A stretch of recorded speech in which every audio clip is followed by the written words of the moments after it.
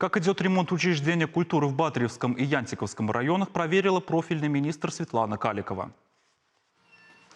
В рамках проекта «Культурная среда» ведется капитальный ремонт в Доме культуры села Янтиково. Первый этап работ завершили еще в прошлом году. Отремонтировали фасад и крышу здания. На втором этапе полностью заменены системы электроснабжения и отопления. В процессе работы обновление систем водоснабжения, канализации и вентиляции.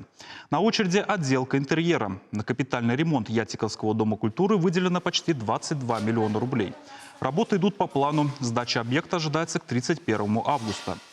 Светлана Каликова также посетила Дом культуры в селе Нарваш-Шигали. По словам главы администрации Батыревского района Рудольфа Селиванова, ремонт в здании выполнен на 85%.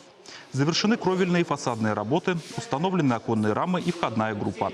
Сметная стоимость проекта более 10 миллионов рублей. В Батыревском районе капитальный ремонт клуба также продолжается в селе Туруново в рамках проекта «Местный дом культуры». Участие Чувашии в национальном проекте «Культура» является, конечно, такой существенной поддержкой для развития нашей отрасли. В этом году в рамках нацпроекта «Культура» в Чувашии строится один клуб, это в Маргаушском районе, и происходит такой капитальный ремонт двух клубов, которые являются опорными точками в районах. Один из таких клубов – это клуб в Батыревском районе, где мы сейчас находимся. Мы, конечно же, очень внимательно смотрим, как ремонтируется, как проводятся работы именно прежде всего в рамках нацпроекта «Культура».